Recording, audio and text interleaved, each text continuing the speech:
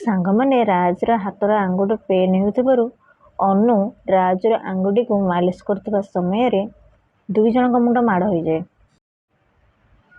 ଦୁଇ ଜଣଙ୍କ ମୁଣ୍ଡ ମାଡ଼ ହୋଇଯାଇଥିବାରୁ ଦୁଇ ଜଣଙ୍କୁ ଚାହାନ୍ତି।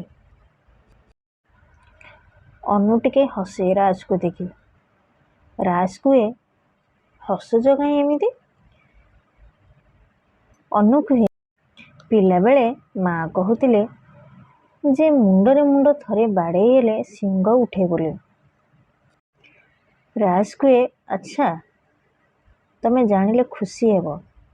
ଶିଙ୍ଗ ନ ଉଠିବା ପାଇଁ ମୋ ପାଖରେ ଗୋଟେ ଉପାୟ ଅଛି। ତାପରେ ଅନୁ କୁହେ, କ'ଣ? ତାପରେ ରାଜ ଅନୁର ମୁଣ୍ଡ ସହ ଆଉ ଥରେ ନିଜ ମୁଣ୍ଡକୁ ବାଡ଼େଇ ଦିଏ। ସାଙ୍ଗମାନେ, ଆପଣମାନେ ମୋ ଚ୍ୟାନେଲ ଦେଖୁଛନ୍ତି ହେଲେ ସବସ୍କ୍ରାଇବ୍ କରୁନାହାନ୍ତି କି ଲାଇକ୍ ବି କରୁନାହାନ୍ତି।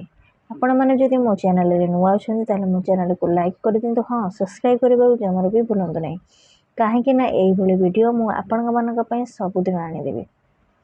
ଜୟ ଜଗନ୍ନାଥ।